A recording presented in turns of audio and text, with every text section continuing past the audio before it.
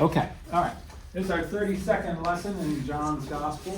And last week we looked in depth in John 6, 1 through 15.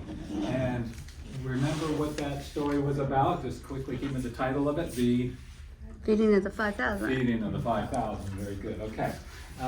And besides the feeding of the 5,000, there's only one other event that is common to all four Gospels. Miraculous event. What is that? Raising Lazarus? No. The resurrection. Resurrection. Oh, okay. Okay, That's the only one. Just those two are common to all four of them. Kind of interesting. So that does tell us it is pretty important, the feeding of the 5,000, to kind of have all of them comment on it in that sense and capture that. And we interlaced the readings, that is, we kind of brought them together. We read one and then the other in sort of a fashion, so we layer it and got to see it from all four perspectives. And we also saw, of course, John was able to bring to us, John Ferris here. Remember, he actually fed you, remember? Reenacted.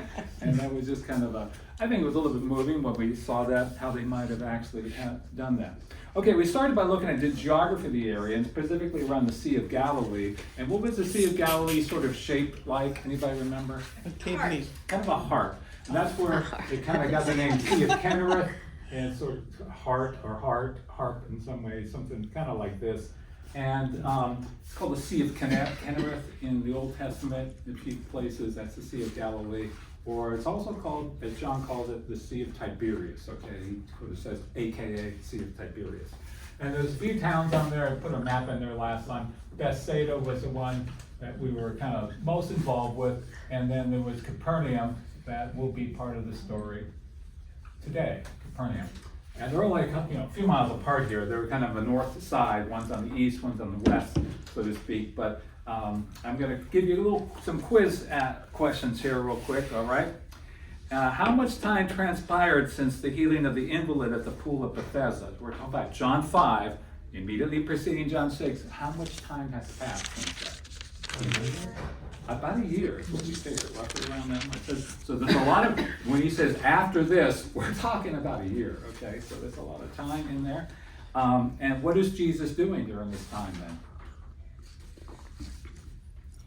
He's doing other miracles and stuff at other places, right? Yeah, so he's up in Galilee on this sort of circuit, you might say, doing all these miracles that are around all of Galilee, you might say, and a few other places, but he's not down in Jerusalem, apparently, and down in Judea. All right, and we learned from Mark's narrative that Jesus went to this desolate area over here for what purpose? To rest. To rest, right? Because it says, in fact, I'm going to start, somebody read Matthew 6, 30, John, Ferris. 6, 30, and 31. Matthew, maybe that's wrong. Mark 6, 30, 31. Is that me then? You got it? You said Mark. Mark. Oh, this is a separate. The other Mark stuff. He's got to do in the other. The competition here to get. Mark 6, 30, and 31. Okay. I didn't win Bible drill very often. Okay. The apostles gathered around Jesus and reported to him all they had done and taught. Then, because so many people were coming and going, they did not even have a chance to eat. He said to them, "Come with me by yourselves to a quiet place and get some rest." Right, so Cindy, to get some rest, right? Mm-hmm. But what else? They didn't have time to eat, okay? Let alone eat in peace, kind of a thing. So Jesus wanted to bring this area sort of kind of like a retreat, get them rested and kind of recharged for things. But it was just the people just kind of kept coming. And in John it says, I don't know if you recall this. Why were they coming to Jesus? Bring you on. For healing. Right. Well, the signs, The because of the signs. signs that he was doing, the healings, yeah, exactly And he right. was doing On the sick. That's John 6 and 2. And what feast of the Jews was at hand? Passover, Yeah. right? Was this a significant point for John? Yes. It will be, okay, yeah. It's going to be discussed more later in John chapter 6. He just makes this little passing comment of, it was Passover at hand. And then we're going to find out later on in the chapter the significance of it. None of the other Gospels, synoptics, they cover that. And which disciple did Jesus single out to question about, for food? Who did he ask? Thomas. No, Peter. Andrew. Huh? Oh, no. No. Or Philip. Philip, okay. Why did he single out Philip? Because he was from the He was area. from the area there, right? You know where all the best places to eat. So anyway, Philip, of course, he was kind of at his wit's end. And how much money did he sort of say was in the purse? 8 months worth. Yeah. Okay, which equivalent to? 200. Yes, exactly right. So 200 denarii, 8 months' work couldn't even give them a bite to eat. It wouldn't be a mouthful for them, basically. So he was, and why did Jesus ask him this question? To test him. To test him. Did Jesus know what he was going to do, in fact? Absolutely right, sure. But it was basically to draw the attention, right, to the futility, for the hopelessness, to say, this is overwhelming. You do not have the resources to handle this, right? So it's interesting. And then let's see a couple other questions. What did Jesus then tell his disciples to do? Pass out the food. Okay, Well, before that- Oh, Get 'em into gr- 50s and 100s. Okay, before that, put them in groups. before that, Oh, see what was Have the people there? sit down. he said, you feed Go them. Yeah, oh, you, You do. You give them something to eat. Okay.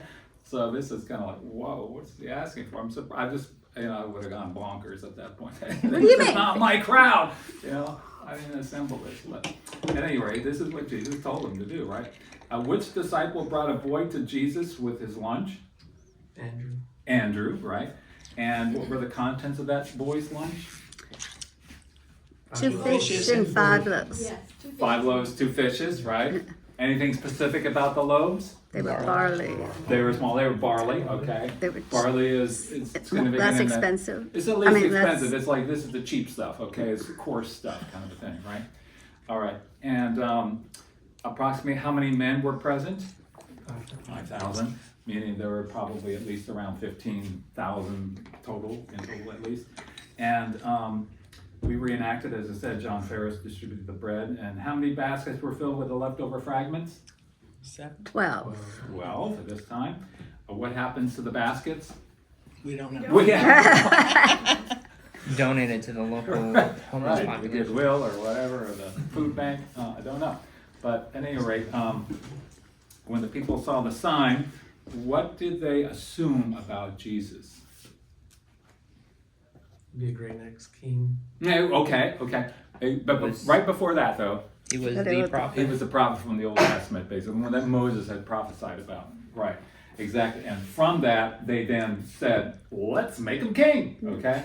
Well, And- was that prophet, was he deemed to be the Messiah, or was it a It's different? not specifically clear, there's no clarity in there. I think a lot of people did assume, I think we can presume that it was intended to be the Messiah, but it wasn't explicitly stated in the Old Testament as such. It would be something at least equivalent to Moses, who would have the authority and ability to do miracles. And Well, stuff unlike Elijah or Elisha yeah, too, somebody because of that caliber, right?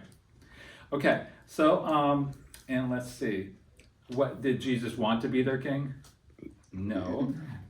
So what did he do after they tried to make him king?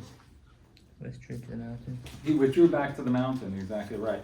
Now we're gonna find that there's an interaction going on about this whole story immediately following with this. But is there another event that is like the feeding of the 5,000 that occurs?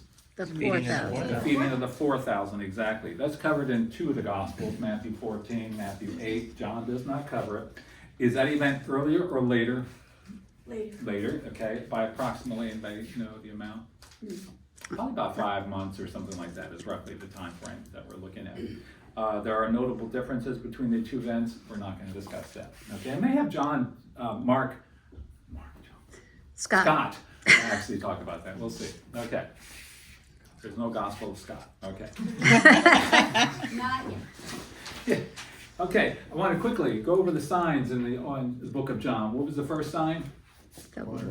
Water to wine. What was the second sign? The- That's The official So son, son. the woman, right? The third sign, the healing of Bethesda. healing at Bethesda, the invalid, right? The fourth sign, Feeding of 5,000. feeding of the 5,000. 5,000. What is going to be the sixth No, sign? what about Is that 5? Lazarus? You did just. You The fifth just, sign, I said fourth sign was walking on Fifth sign, we're walking on water, just gave it away. Which we're Right. gonna get to, right? Sorry? Today. We're gonna get to that today. Yes, that's our one today. Sixth is Healing Lazarus. healing the blind Oh, no, man. oh, Good job. the bottom. And seventh is It's not Lazarus. raising Lazarus, right, okay. We'll get there eventually. Yeah. Just keep saying that. Little snide remark there, okay. No, I meant like we're gonna eventually get that one right. Like, Yeah. just keep saying that answer. We'll get it right eventually. Okay. All right, so I'm glad we're repeating, you're getting it formed in your mind, these miracles and so forth, these signs. All right, and just in terms of how public they were, like the first one, was it sort of private, semi-private, or public? Semi-private. Semi-private, you might say, just a short, closed group, more than just the disciples, few other people got to see it. How about the second one, the nobleman's son? That was pretty private. Kind of private, more or less, along those lines there. Maybe a few people heard it, but more I think of the private. How about the third one? The guy at the pool. The guy- There was a whole Well, bunch of people. there was Semi-private. people around there, but It was very public. yeah, Okay, because a lot then of the people saw it. Pharisees The came Pharisees in. got involved. Yes, indeed. Okay, how about the fourth one, the feeding of the 5,000? Pretty Yeah, public. right. Couldn't have gotten much more public than that, right? How about the sixth one, walking on water? Pretty Kind private. of Yeah, private, kind of because of just the semi-private, right. disciples. And then the sight of the man born blind, That was pretty public. very public, okay. Raising the Lazarus from the tomb, That was public too. Yeah. okay. Some were kind of tight knit clothes and others were broadcast, much as they could be, right?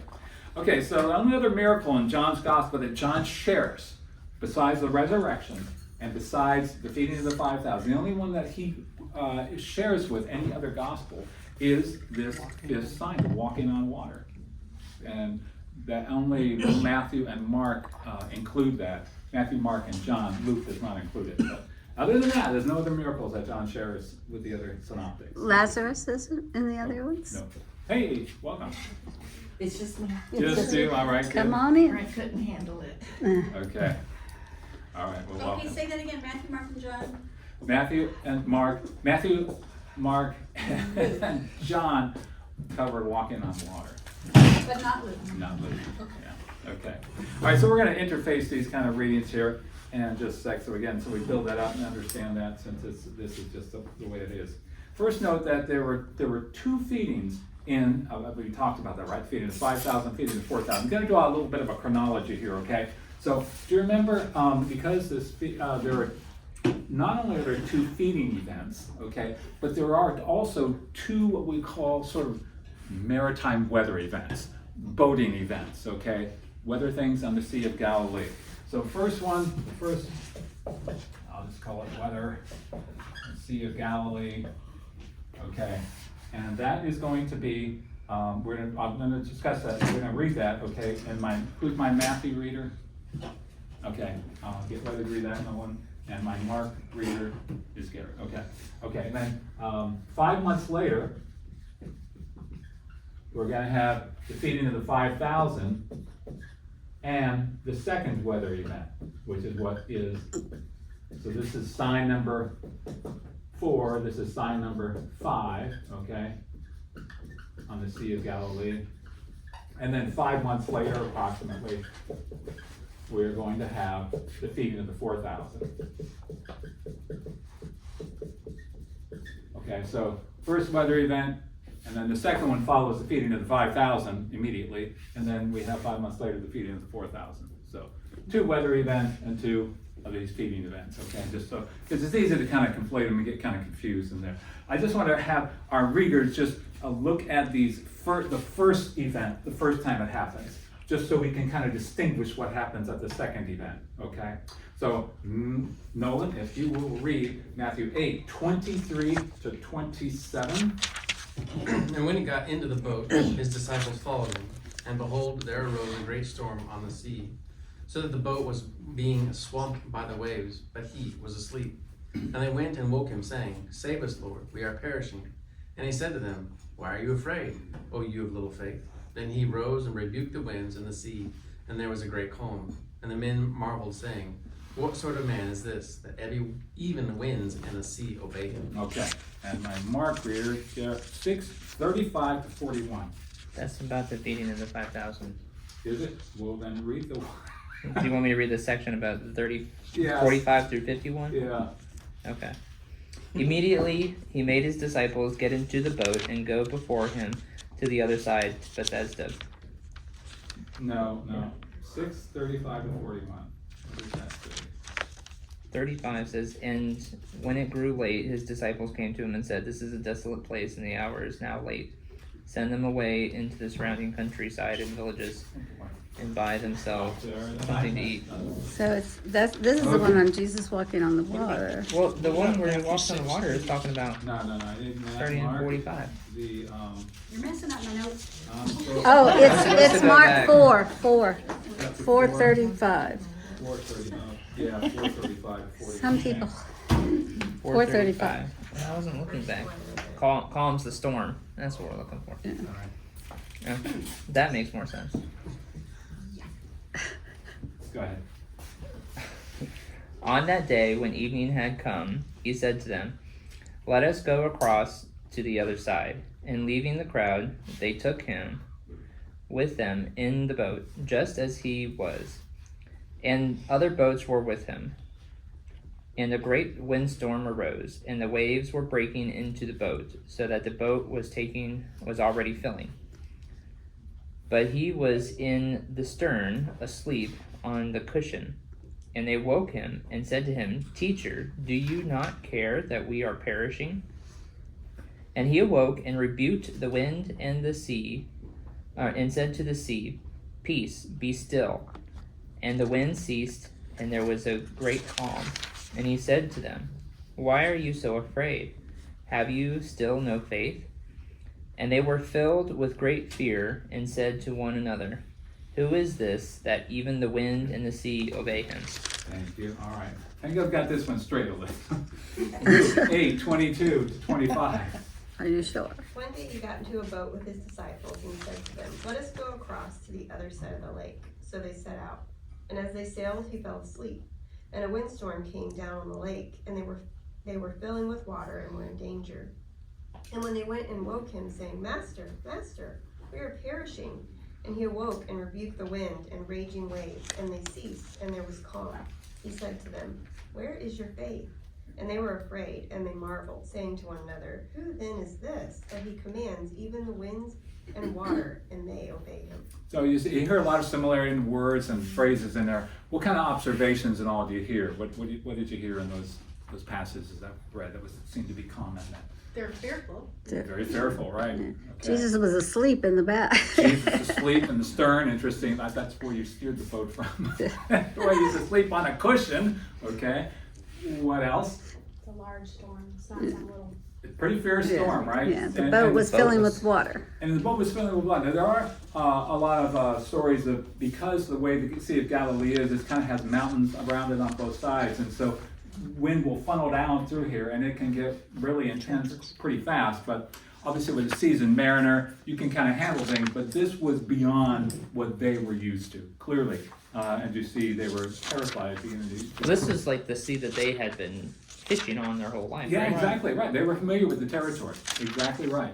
So they knew what it was like. They could handle something like this, get in. But all of a sudden, this rose up pretty fierce, and there's Jesus sitting in the back. Now these guys are trying to pedal and get out of the storm, but obviously it comes to a point where the boat is swamping with water, right? And you got to do something. What do they wake Jesus saying?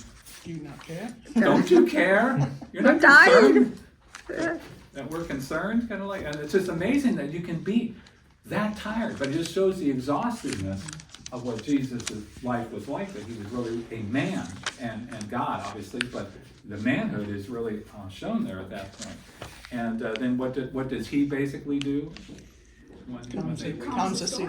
Calm the sea. He says, Just with He the says, word. be still, be quiet. The order is somewhat reversed between two of the Gospels. It's like, for one of them, he sort of rebukes the disciples first, saying, "Where is their faith?" And then he rebukes the wind and the waves. And the second one, the order is reversed. Not that that's critical or anything, but it is interesting that what's wrong with you guys? And I think it's sort of interesting. He says he rebukes the wind and the waves, right? I mean, I can see rebuking a person, even rebuking an animal, like Leo, whatever, or Kiki and all. But rebuking inanimate forces and stuff, it seems rather interesting and strange, right? I mean, do you rebuke rocks and all that? Well, fruitful to us, but not to Jesus. Okay. I mean, I can yell at the wind and it's still gonna blow. Yeah, But you can be mad at it, you can be mad at it, you're not gonna have much luck changing it, but, right? Yeah, but he could.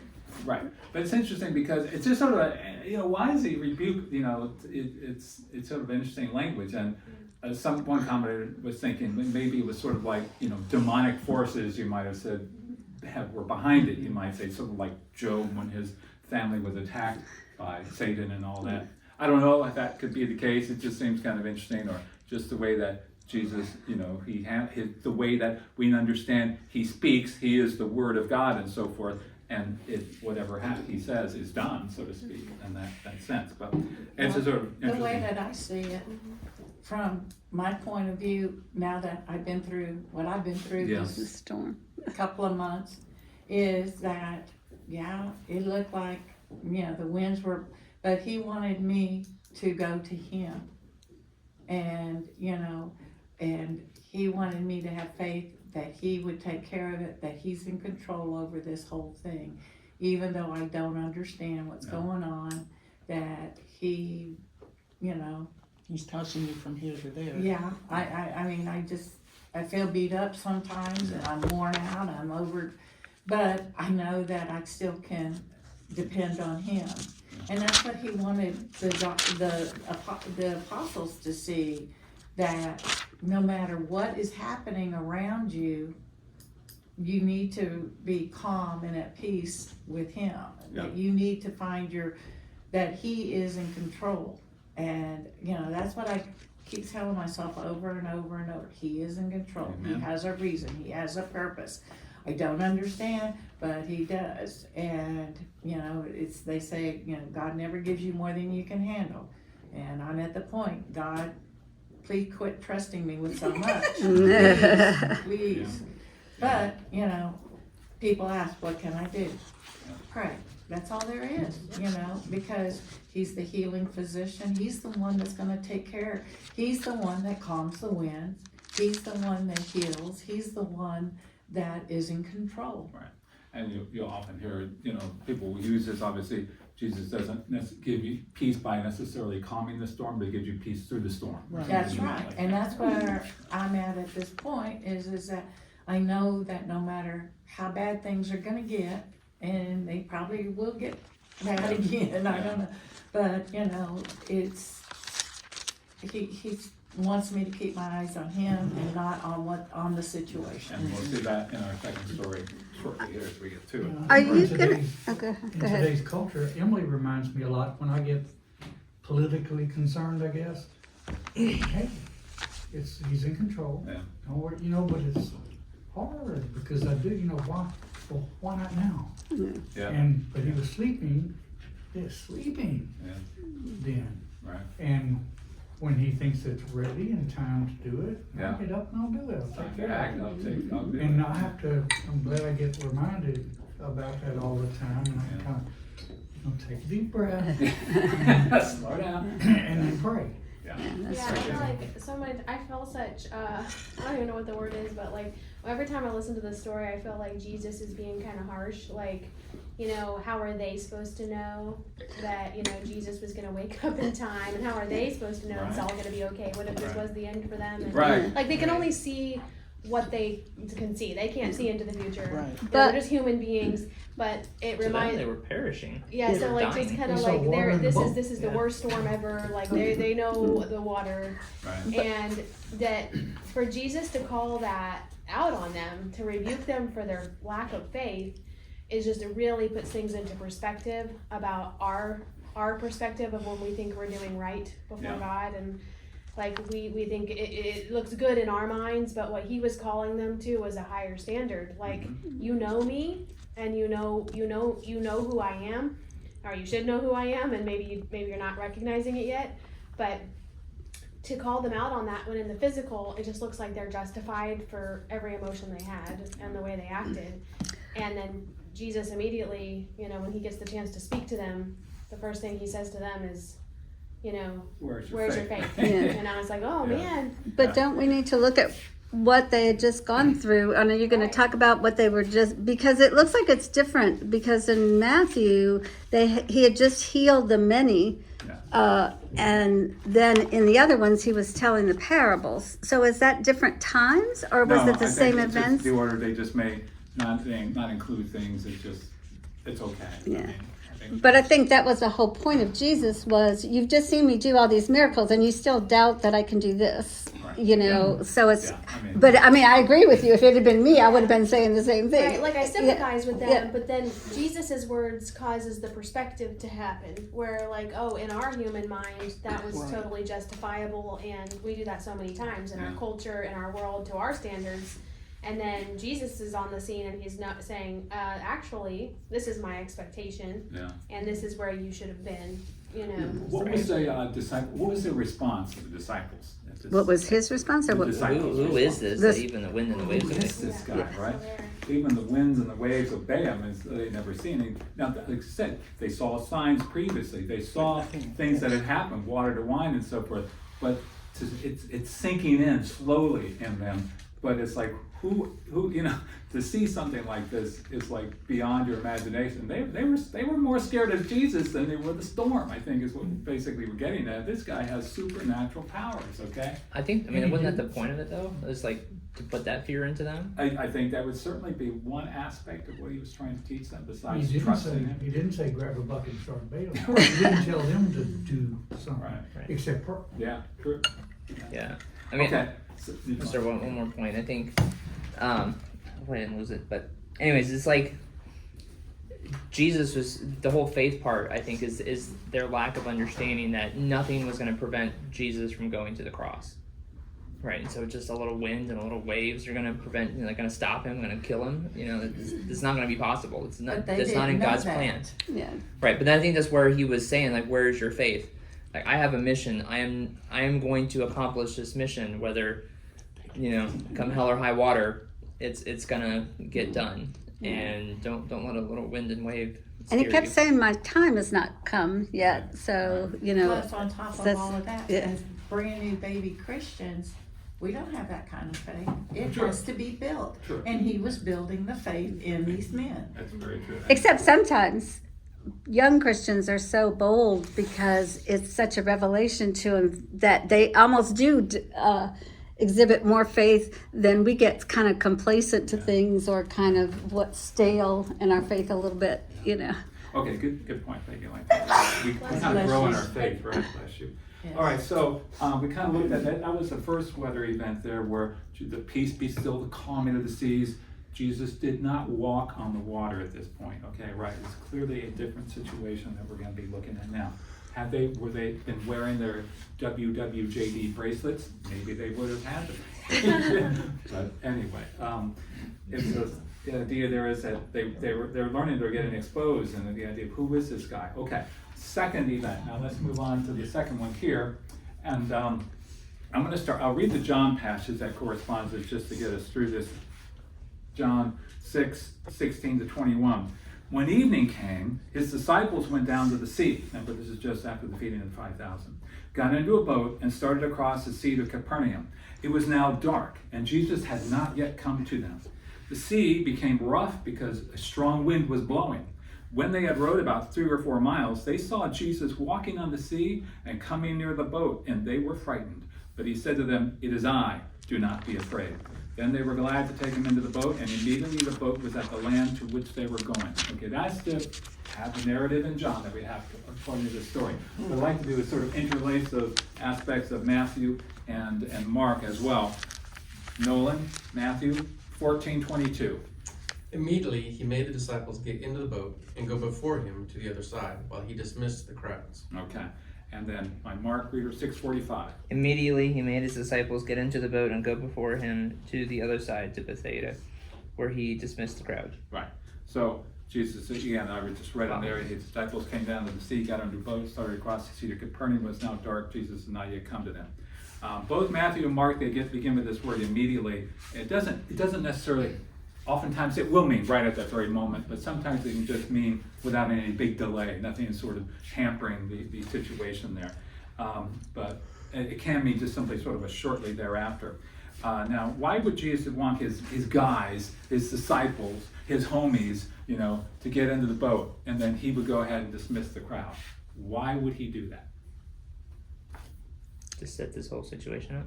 Well, I think that would certainly be one aspect. I agree with you there. There's one thing he wants Well, to he get. wanted to get them out of harm's way. Maybe if the people were going to try to make him king and stuff, there might have been a little bit of a riot I going. think the idea, you got the right idea, but it's the wrong track. I think what he didn't want them infected with this thing of making him king. It was sort of like, they got to get away. I don't want them looking this and then joining the crowd and all this sort of stuff. I want them away from here, avoid it so that it doesn't, impact their thinking. So he kind of got them away. He wants the next sign to occur, just like you said, Garrett. And he sets them into the boat to Bethsaida, it says. Now, actually, they were in around the Bethsaida area, so they're not going to Bethsaida, but I think the logic of it is it can be sort of worded like to the place sort of facing Bethsaida, which would be kind of like Capernaum, would be kind of on the other side. It's not a long distance between them, just a few miles. And it says that, John says that they were to go to Capernaum. They were basically in Bethsaida. Matthew and Mark mention the boat. John mentions a boat. There's no really big thing about that, but there will be the idea of a one boat. It is kind of interesting because that is brought up in the narrative later on in John chapter 6 when the people ask him, how did you get here to Capernaum? There was only one boat in the area, and they didn't realize, of course, Jesus had walked on the water. Okay, Jesus does not disclose that to the crowd. Later on, we'll read that. Not today. All right. So the important thing is that the disciples are on the lake by themselves without Jesus. Now you will recall that John often will use sort of physical terms to sort of convey symbolism or meaning, metaphorical, figurative type meaning. And he often does that with sort of a light and darkness comparison. Remember that? For instance, in John 1:5, the light, that is the word, shines in the darkness, and the darkness has not overcome it. The idea that it hasn't grasped it, hasn't apprehended it. Nicodemus in John chapter 3, too. Nicodemus came to Jesus when? In the dark. By night. It doesn't mean Nicodemus was evil. I think it was just sort of like the darkness. He needed to be revealed the truth, right? In John 9:4, he says, we must work the works of him who sent me while it is day. Night is coming when no one can work. Again, this idea of Jesus is there, the light is there, okay? John 13:30, so after receiving the morsel of bread, this is talking about Judas, he immediately went out and it was Dark. night. Okay, physically, I'm sure it was just night, but John makes a statement about this, like he just wants to add a little bit of symbolism and just to draw attention to sort of this evil aspect of it. Okay. And even in the Old Testament, we can find passages that deal with like the sea itself. Being on the sea oftentimes means like this restlessness and so forth like that. It's sort of associated with trouble and restlessness. Okay, so they had a distance to row, maybe just a few miles, 3 or 4 miles.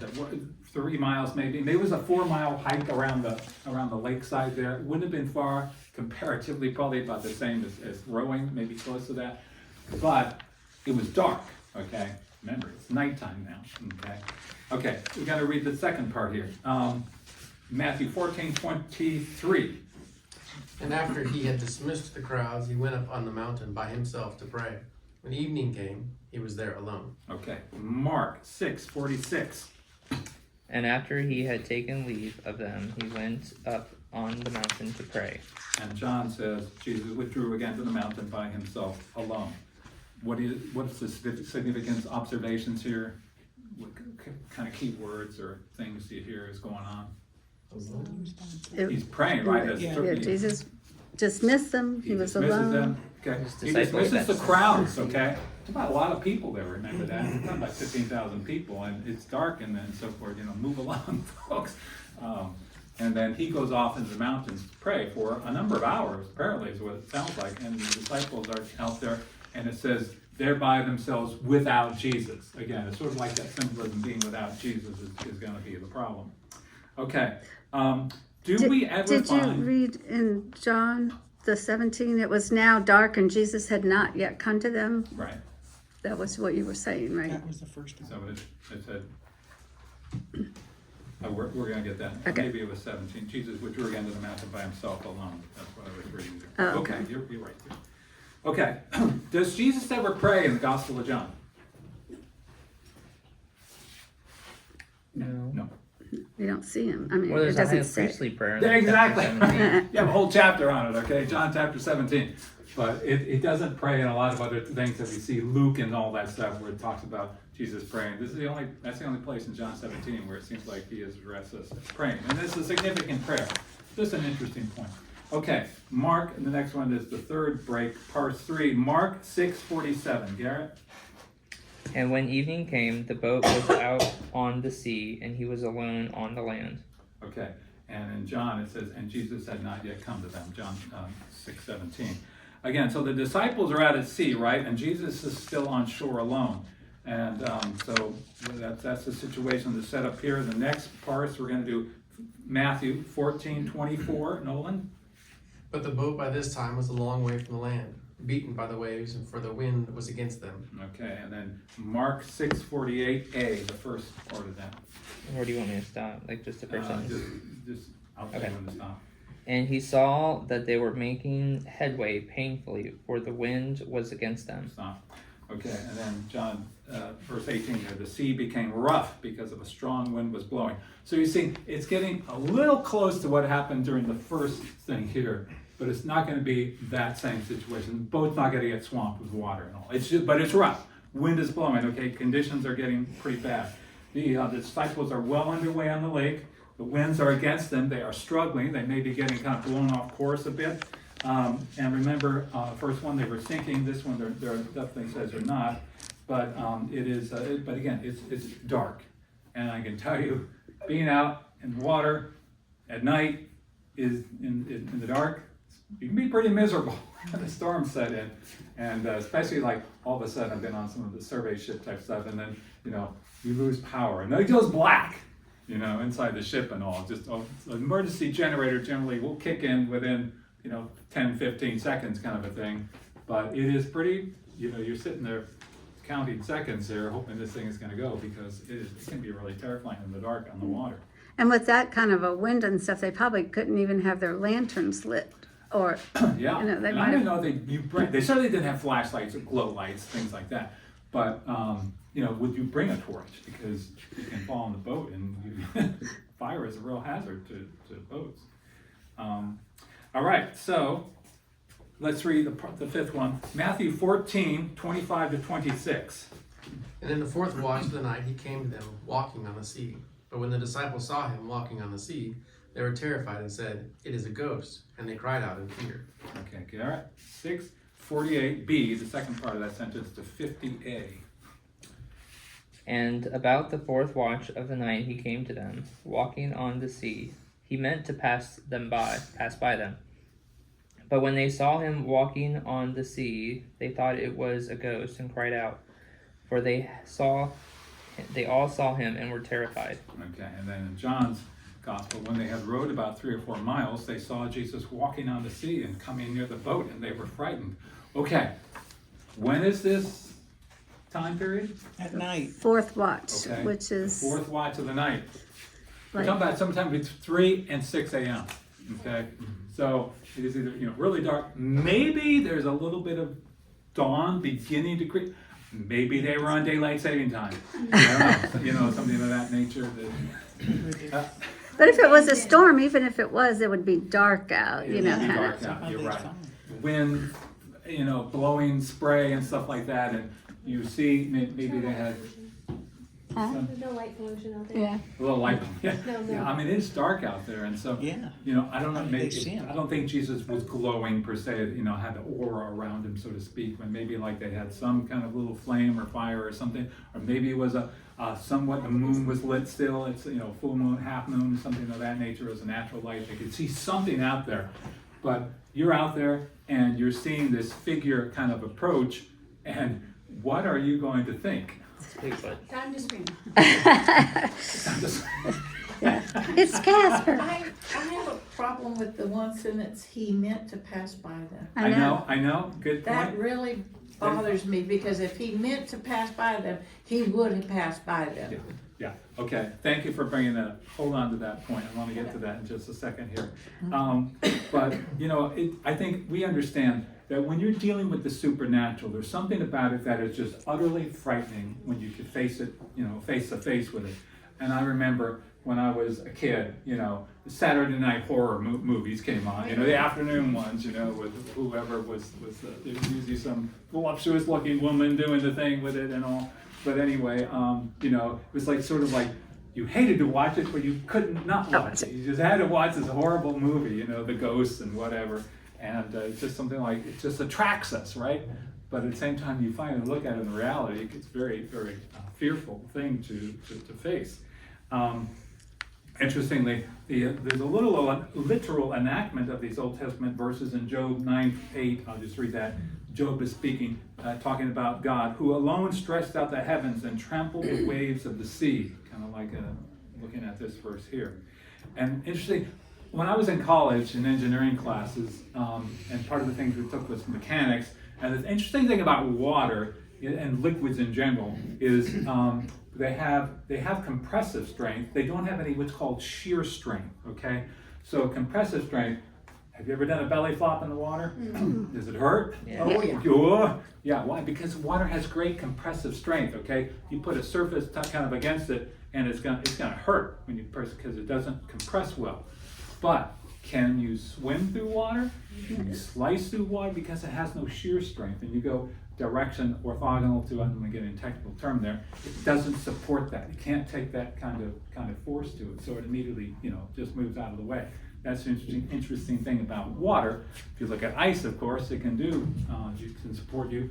But Jesus was walking on water. You can't walk through it. Well, You can't swim on it can be a struggle through to walk, the right? ice. I mean, if you're slogging through it on the beach and so forth, you know it resists you. But the idea there is that Jesus, he's not levitating, he's walking on the water. So to do this, I mean, he has to basically, you know, transform the properties of water immediately around him and so forth, or something to cause this, because water cannot support him with sheer strength. So it's just sort of, again, an operation of his omnipotence in being able to do this. You mentioned about he meant to pass them by. And I was looking at that, it seems like the way that some of the commentators looked at it is like, it wasn't like, I mean, hey guys, how you, so you're having a rough time, you know, it wasn't in essence sort of like that. It was like he was meant to bring himself up to them, to get them to the point where he would be adjacent to them, to be side by side with them, so to speak. I think that's what is meant, what is sort of like the idea in there. Maybe they didn't have a great expression in the Greek or whatever. It's like pass by your house. Yeah, exactly. What books it passed by? That was in Mark. Yeah. Mark 6:48 or so. He meant to pass by them.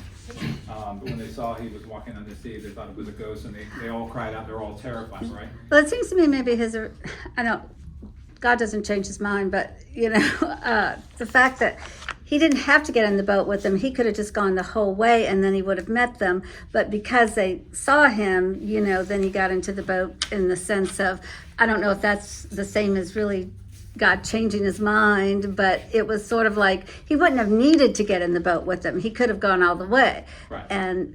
But them calling out to him, Right. you know. Right, and we're going to find out another issue associated with Peter in just a moment here. So this was the fourth watch. Again, it was very dark. They were blown off course. And again, we never says Jesus napped on the mountain or anything like that. So you can imagine they are completely exhausted. They've probably been awake for a day and a half, maybe 2 days, without any real sleep. And you get frustration, you get exhaustion and all that, and you can get delirious almost, you know, is what I'm saying. So it's easy to just become absolutely terrified, just in the sense of your mind just does not have a rested, restful state there. Okay, so we all be scared if that was the case of seeing something like this. But Jesus, it says immediately Jesus spoke to them, saying, he says what? In Matthew 14:27. But immediately Jesus spoke to them, saying, "Take heart, it is I, do not be afraid." And Mark 6:50b. But immediately he spoke to them and said, "Take heart, it is I, do not be afraid." And then in John it says, but he said to them, "It is I, do not be afraid." pretty much sounds all like similar in all three cases, right? It is I, do not be afraid. And then, so when we look at this, the command to not be afraid, I'm sure you probably have heard that. It is the most oft repeated command given to people in the Bible, in terms of believers and so forth. It's used like 80 times, more often than anything. Do not be afraid, and do not fear. So Whenever the angels appeared to people, they always say that to Yeah, Mary and to other right. people, right, even John in Revelation, right. And in this case, the idea says that immediately Jesus spoke to them. In this case, I think the immediate really does mean immediate. It doesn't mean you waited a while and looked at it. And in terms of this, idea of do not be afraid and fear not, because Jesus is with us. And I know you've listened probably multitudes of sermons that they will use this text to sort of show Jesus is with us in reality. We need our eyes open. And for instance, the Great Commission, behold, I am with you always to the end of the age. Or Romans 8:38 and 39, nor anything else in all of creation will be able to separate us from the love of God in Christ Jesus our Lord. So just, these phrases we see them often scattered throughout the New Testament about Jesus is with us.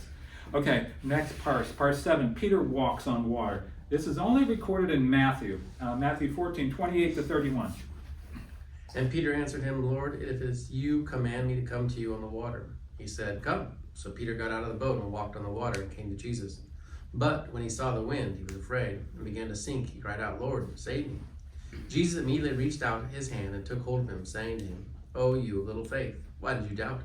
And when they got into the boat, That's good. I like the way you said, come. It's not that hard. Okay.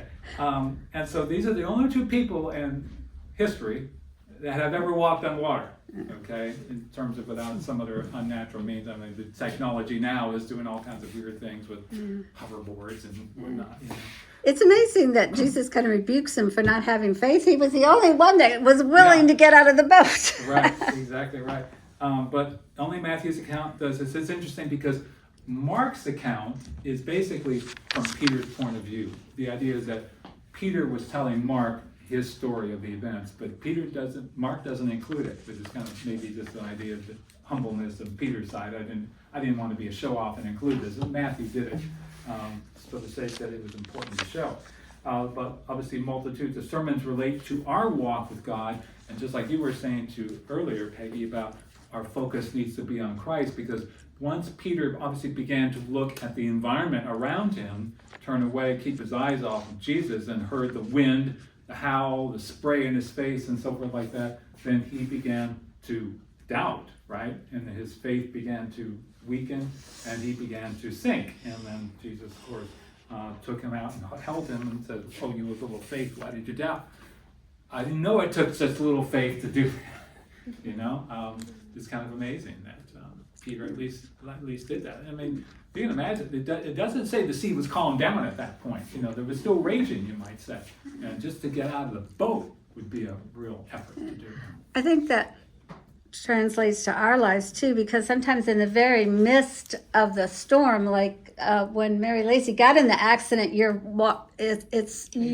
could have faith in Jesus because it's so immediate, but then later on as things start to calm down, you think, no, how are we going to get through this? And then you start to worry about all the other things. And You start so thinking.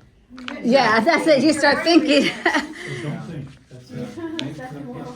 Sometimes to think is to doubt, I guess, if you want to put it in some words there. But when you're thinking, you have to make choices. Yeah. And that's the hard part, making choices. And I try to find something that she'll eat because she's very, her taste buds have gone, are not any, she's afraid to taste things that she really likes because she's finding out that they don't taste as good to her.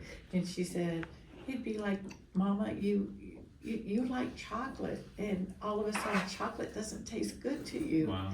And it's like you're gonna miss something, you know? And or can you tell me what you want to eat? Do you want lettuce on it, on your hamburger, or no lettuce? Yeah.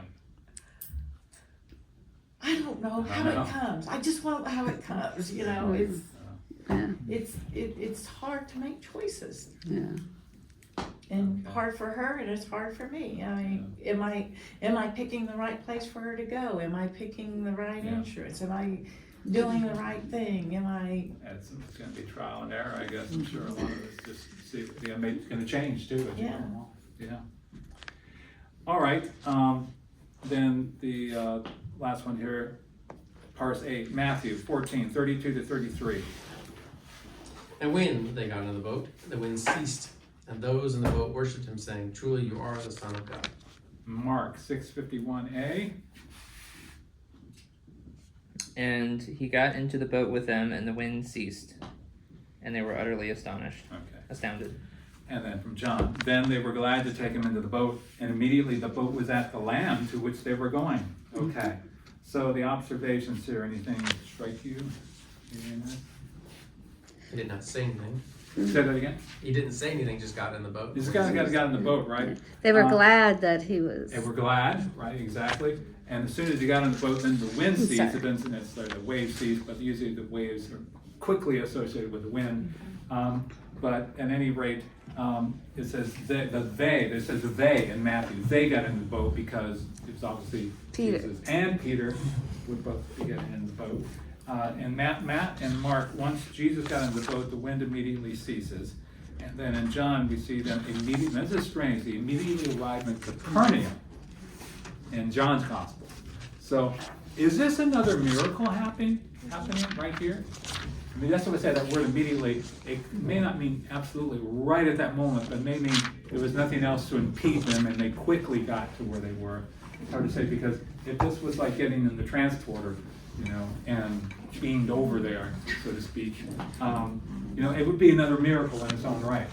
It's not necessarily like it hasn't happened or won't happen again. We know in Acts 8:39 and 40, Philip and the Ethiopian eunuch, right? I'll read that.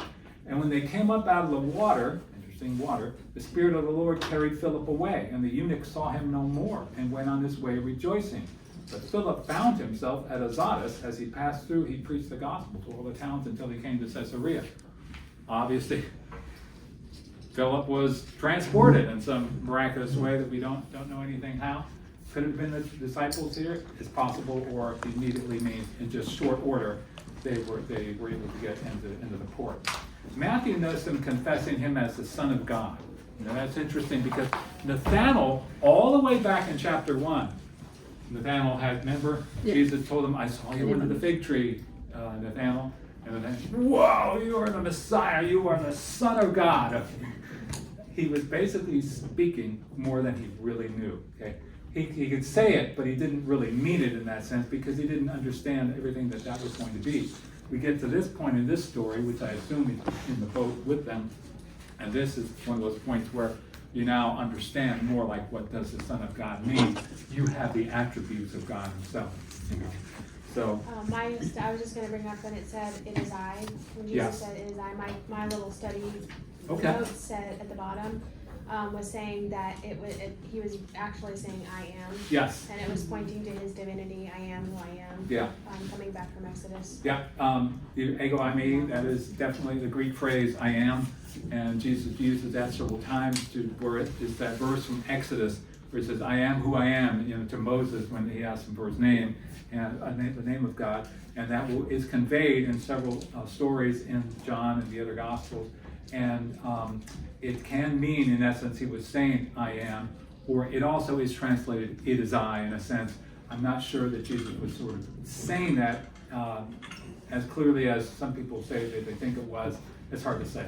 A lot of the commentators, they sort of say, I think it means more sort of like, "It's me, is what you're saying. It's Jesus, the one you know. It's Jesus, not somebody totally different. It's me, it's Jesus." But yeah, you can take that as you want. Several interpretations. Okay, and finally, the last part is Mark, you closed your, Mark chapter 6, 51. You didn't get the okay, Garrett. I know. Sorry. Finish up with this.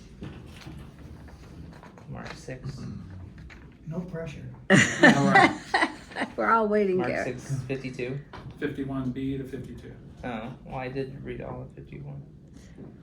For they did not understand about the loaves, but their hearts were Okay, right before, they were utterly astonished, and now. They were okay. utterly astounded, for they did not understand about the loaves, but their hearts were hardened. Okay, interestingly, Mark comments about why they were so astonished. He says, because they were hardened about the loaves. What is that? What does he say that for? What's that mean? Still stuck on the previous miracle. Why, well, it could, I think it's more saying they didn't understand the significance of the loaves. In other words, the omnipotence behind being able to generate an infinite practically supply of food would have meant, that he is basically God, has the attributes of God. They were hardened to it. They didn't see it for what it was really saying. So this is why they were so utterly astonished now, was because they wouldn't have been as astonished had they really understood what Jesus had done at the feeding of the 5,000. So that I think is what the connection is supposed to be. Okay, dears. Okay, we're done. Any comments, questions? Okay.